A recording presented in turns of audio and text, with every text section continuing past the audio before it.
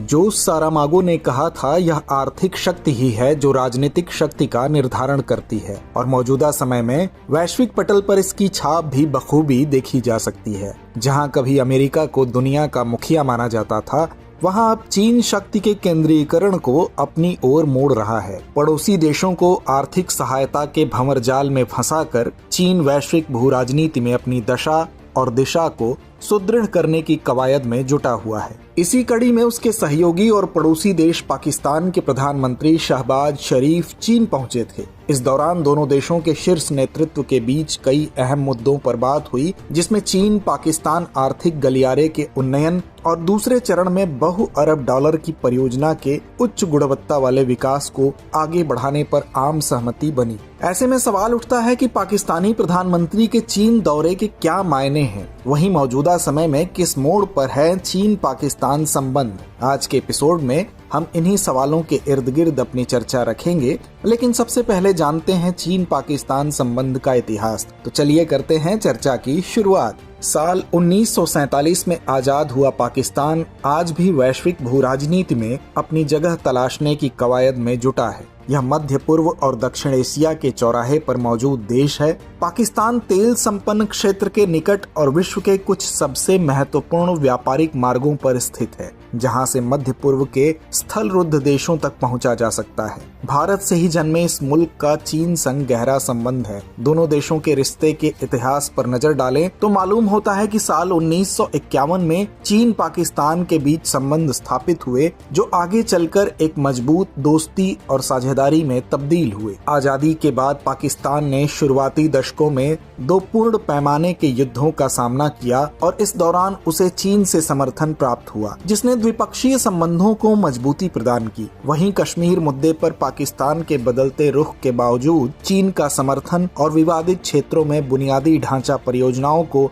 वित्त पोषित करने का उसका फैसला पाकिस्तान के साथ उसकी साझेदारी की गहराई को दर्शाता है। 2000 के दशक के शुरुआत में चीन ने पाकिस्तान के ग्वादर बंदरगाह को विकसित करने और 2006 में एक मुक्त व्यापार समझौते पर हस्ताक्षर करने पर सहमति जताकर अपने संबंधों को एक नई दिशा प्रदान की। बेल्ट एंड रोड इनिशिएटिव के तहत चीन पाकिस्तान आर्थिक गलियारे के शुभारंभ ने उनके आर्थिक संबंधों को मजबूत किया। CPEC पर हस्ताक्षर के बाद द्विपक्षीय व्यापार में तेजी से वृद्धि हुई। वहीं CPEC की बात करें तो यह चीन के उत्तर पश्चिमी झिंजियांग उइगुर स्वायत्त क्षेत्र और पाकिस्तान के पश्चिमी प्रांत बलूचिस्तान में ग्वादर बंदरगाह को जोड़ने वाली बुनियादी ढांचा परियोजनाओं का 3000 किलोमीटर लंबा मार्ग है। यह पाकिस्तान और चीन के बीच एक द्विपक्षीय परियोजना है, जिसका उद्देश्य ऊर्जा, औद्योगिक और अन्य बुनियादी ढांचा विकास परियोजनाओं के साथ राजमार्गों, रेलवे एवं पाइपलाइंस के नेटवर्क द्वारा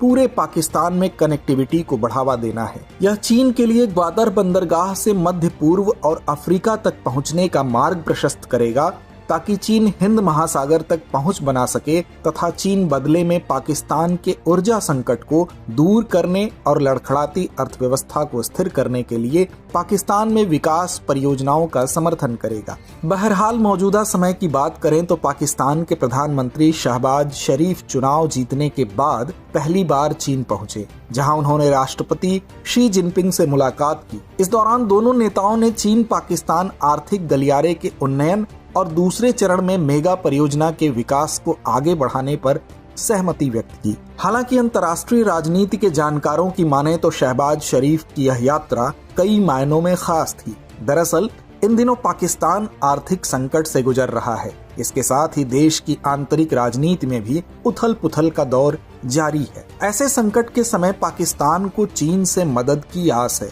क्योंकि वर्तमान समय में पाकिस्तान आर्थिक संकट से जूझ रहा है। वित्त वर्ष 2022 में उसका चालू खाता घाटा 17.4 अरब डॉलर है, जबकि वित्त वर्ष 2021 में यह 2.82 अरब डॉलर था। वहीं देश में धीमे पड़े चीनी निवेश की गति को तेज करने की दिशा में पाकिस्तान ने चीन को हर तरफ से रिझाने का भरसक प्रयास किया है। साथ ही 65 अरब डॉलर की इस परियोजना पर काम कर रहे चीनी कर्मियों को पूरी सुरक्षा प्रदान करने का आश्वासन दिया। दरअसल पाकिस्तान में आतंकवाद और उग्रवाद में फिर से उछाल के बारे में चीन ने अपनी चिंताएं स्पष्ट की। कुछ आतंकी हमलों ने सीधे तौर पर पाकिस्तान में रहने वाले चीनी नागरिकों को निशाना बनाया। चीनी अधिकारियों ने इन हमलों और पाकिस्तान में अपने नागरिकों की सुरक्षा के बारे में गंभीर चिंताएं व्यक्त की, जिसके जवाब में पाकिस्तानी प्रधानमंत्री ने चीन को अब सुरक्षा का आश्वासन दिया है। बहरहाल चीन और पाकिस्तान में आंतरिक रूप से बेशक मनमुटाव हो, लेकिन अंतर्राष्ट्रीय स्तर पर दोनों देश भारत के खिलाफ एकजुट नजर आते हैं। यही कारण है कि चीन पाकिस्तान को वित्तीय तथा सैन्य सहायता प्रदान करता है। इसी कड़ी में चीन पिछले 3 वर्षों से जम्मू कश्मीर में LOC यानी नियंत्रण रेखा पर पाकिस्तानी सेना की रक्षा क्षमताओं को तेजी से बढ़ा रहा है,